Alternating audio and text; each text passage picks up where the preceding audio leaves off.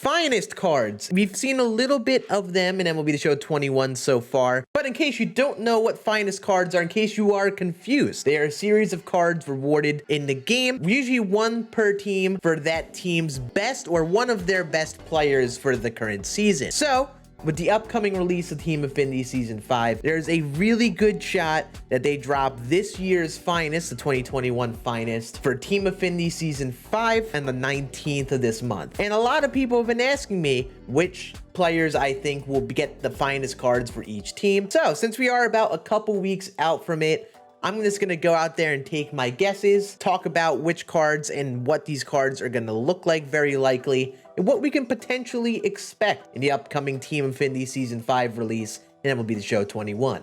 Let's get into it. So I kind of described it before, but Finest is a series of cards rewarded to the best players of that individual season. Basically, they are really high overall cards, end game level cards, rewarded to the best players of the 2021 season. Almost treat it like how the All-Star drop was in this season.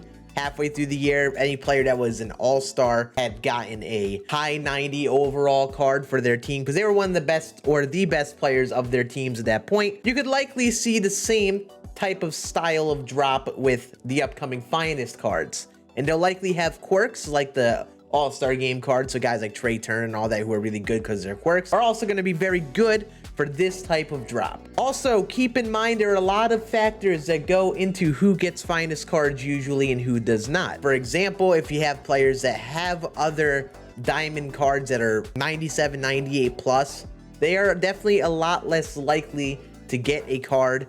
Or even more than that, if they have a 99 overall, there's probably like a 0 shot they get a finest card as well. Obviously, with all of these things that come together, you would think that every team, their singular best player gets the card, but unfortunately, that is not always the case. There are a lot of other factors go into it all. So, for example, Mike Trout is probably the best player on the Angels, but he's not going to get a card very likely because he didn't play that much this season and he was just not healthy. And he has other opportunities for a 99 overall from other seasons. He definitely will get a 99 this year. I'd be shocked if he didn't. It's not going to be in the finest route. And there are a lot of other factors such that go into each team, and you never know what type of collections and stuff they set up, like the All-Star break stuff. But let's just go through all of my guesses, who I think we're going to have inbound for each team. Again, these are just my opinions. If you agree or disagree, let me know in the comments section. Make sure you like if you enjoy this type of video. These are just my opinions. This is just from some things I've expected from years past, and some things that I, as someone who's been playing this game for a good bit, can take a most educated guess on. Without further ado, let's go into our finest guesses and let's see who we may have inbound here. If each team got one finest card, who would it be? Well, let's go team by team. I think that's a good way to go here. Orioles. I have a good feeling it's going to be Mountcastle. He has like that low diamond Topps Now card, and he was on fire to end the season. Scorching fire. I think he would be a top tier first base card because I think he's a primary first baseman. This would be like a super fun first base option. Theoretically, it could be another Cedric Mullins. I doubt it's going to be though, because if you look at his 98, I don't know how much really gets better. I mean, they would boost the defense and maybe power versus lefties, but overall the card would be not much of an upgrade. So I doubt they do Cedric, especially since he has a 98 already. I have a good feeling they're going to be doing Ryan Mountcastle, which would be filth. That'd be a very fun card. The Red Sox. My gut is telling me the Red Sox is going to be a 99 Xander Bogaerts. Either him or a Verdugo. One of these two are going to be my guess. I mean, I think the people would love a Xander Bogaerts because they love the 96. I guess the only issue is like how much better would a 99 be based on the season he had? And I guess they could give him up above 100 power, maybe like 85 fielding. That would probably get him up to 99. But I have a feeling Verdugo, he makes more sense because he doesn't have a single card and also had a solid year for him. So I think one of these two for sure for the Red Sox.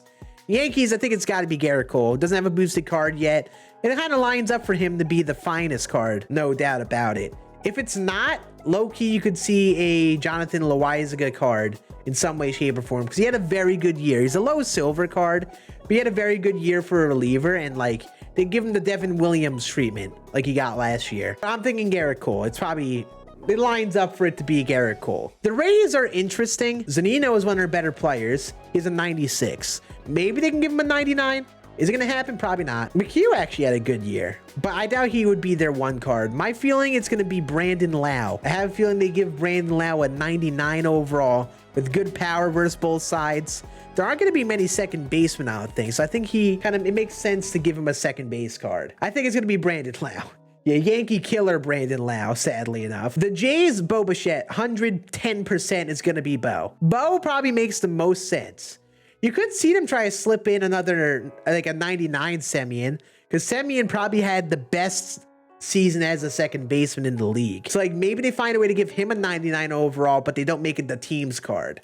Bo just makes too much sense to be the team specific card. And this card is going to be a top tier shortstop for sure if they do it. The White Sox are interesting. I think Liam Hendricks might be my guess.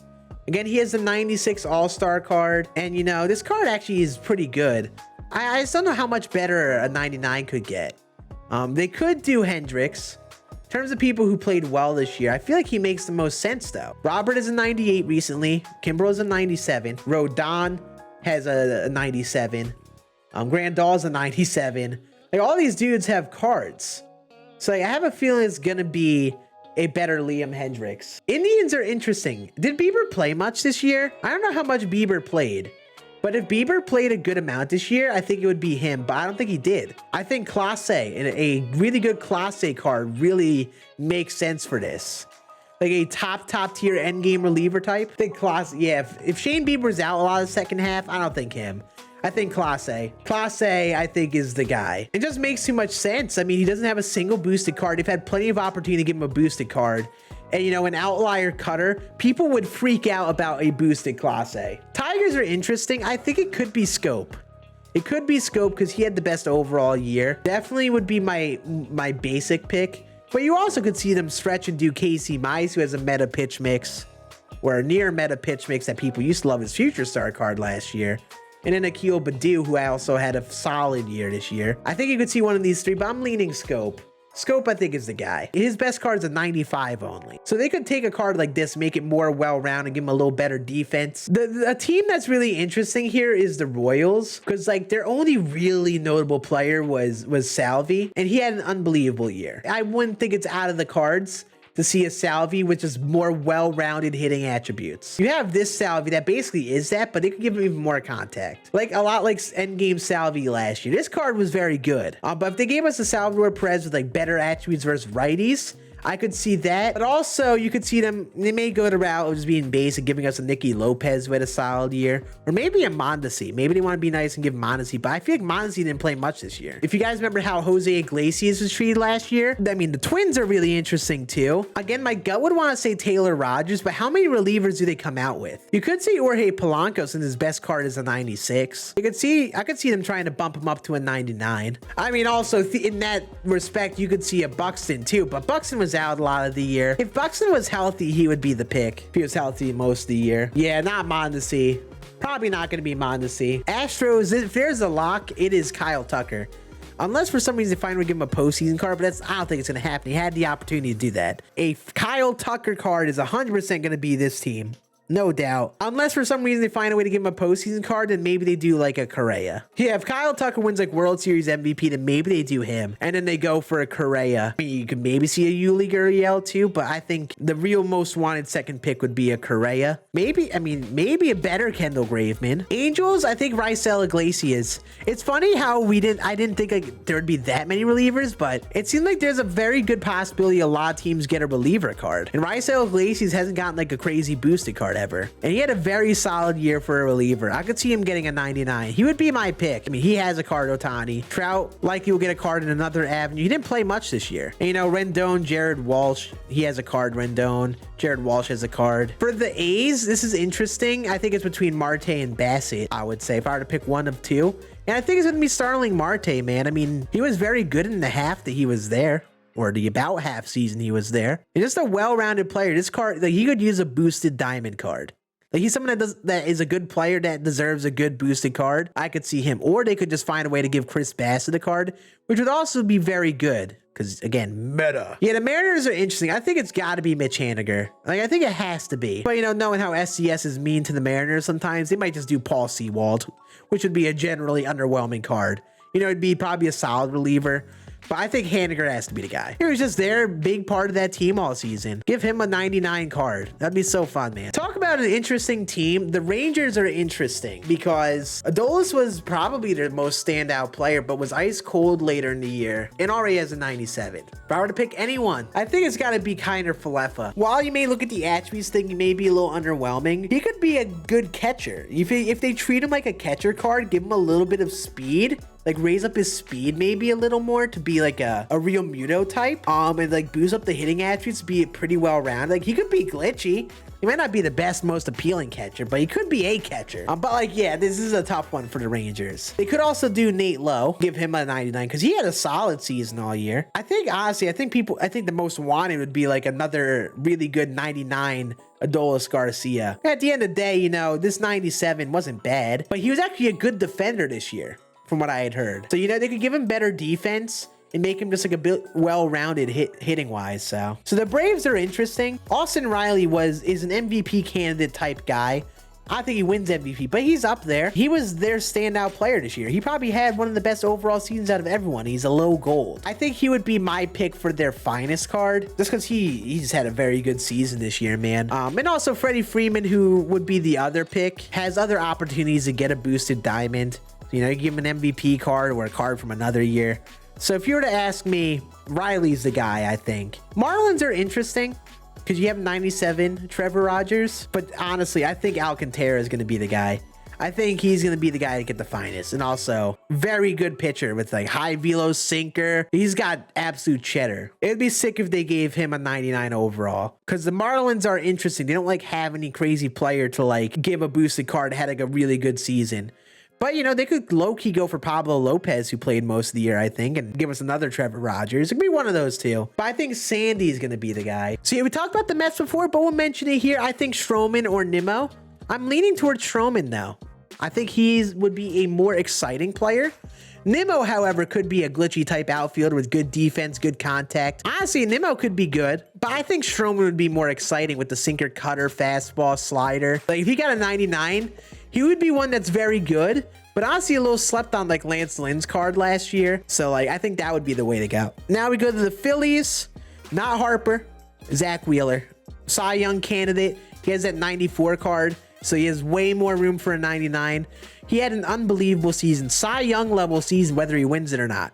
So if you were to ask me who gets it for the Phillies, Zach Wheeler, 100%. Gene Segura could maybe be someone that gets like one of those separate ones that isn't like the team's individual card, because he also had a pretty solid year this year. Listen, if there's a lock or a very near lock, Juan Soto for the Nationals. If it isn't the Nationals specific team card, he's got to get a card. My low-key prediction, they either give Juan Soto as the Nationals individual finest card, or they give it to Josh Bell, who also had a good season, or at least the latter part of it, especially. Give it to Josh Bell, and then Juan Soto could be like a collection type. Like you make him like the second to last collection step for the finest collection, for example. Kind of like how with the All-Star Game content, you have Acuna, who is the player program for the All-Star cards.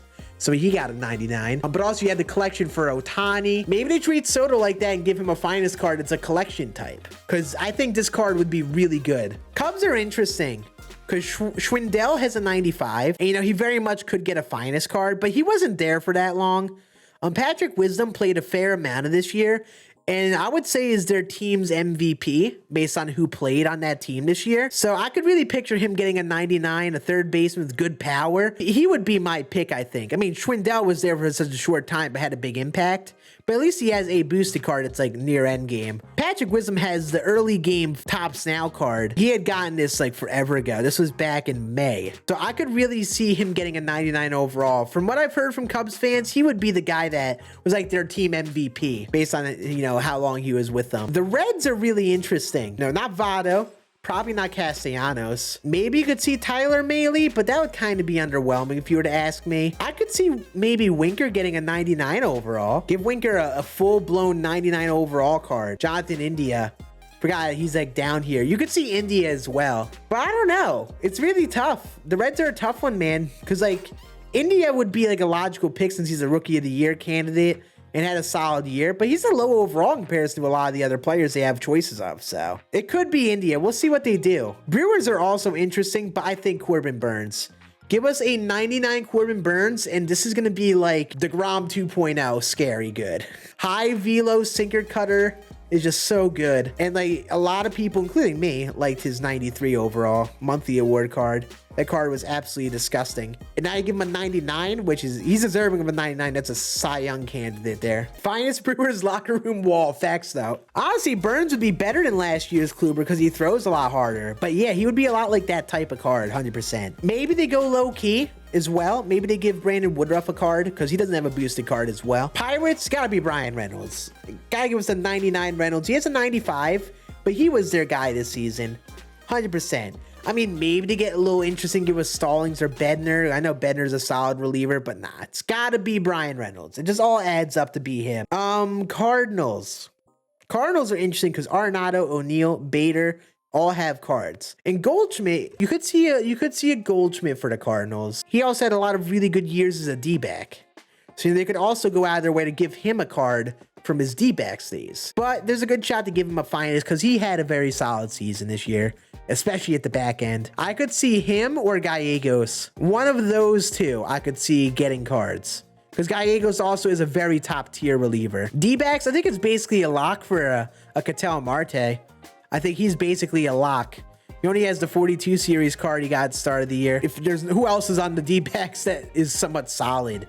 I mean, maybe a Carson Kelly, but yeah, probably Ketel Marte. Rockies, CJ Cron, 100% CJ Cron. They had the opportunity to give CJ Cron a monthly award card in one of the last couple months because he had like a really good month. And they did not. They seemed like they went out of their way to not give him a card. And he was their most impressive hitter. And this would be a top tier first baseman here. I have a feeling this card could be like near Frank Thomas level, honestly. The Doyers, gotta be Max Muncy, man. This guy was there for the team basically all year, had a very good season all year, and has no opportunity at another high diamond. Kershaw had his injuries. Bueller has a 97 overall already. Scherzer has a 99. Trey Turner has a 98. Mookie Betts is a 99. And Trevor Bauer's just his whole thing, so probably not him. If I were to guess anyone for the Dodgers, it's got to be Max Muncy because a lot of these dudes have cards. For the Padres, it's interesting because you want to say Tatis could be like the team's individual card, but that card would be really, really good. And it makes me wonder if they could save him for a collection type we were talking about with Soto. You give it to like Machado or Musgrove, who had good years. Give them a 99 overall, and then give Tatis an even better card outside the team's individual card.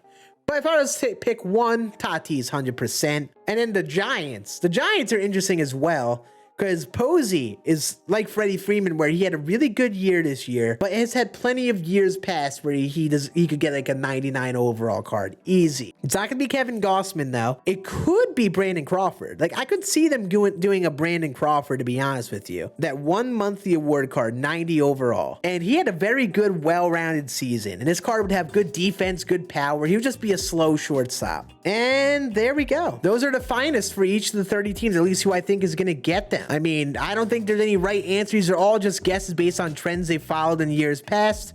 Take my most educated guesses. And if you guys have if you disagree with me, if you agree, definitely let me know. Because I think, this is all down to guesses. We have a couple weeks to kind of mentally prepare for this. So it'll be fun to find out who these finest cards are and see what they look like. Because everyone loved the All-Star drop. This is going to be like that All-Star drop, but just like, it could be even more unreal, which is going to be nutty. So like, I'm excited for this drop, and I'm excited to see how it goes.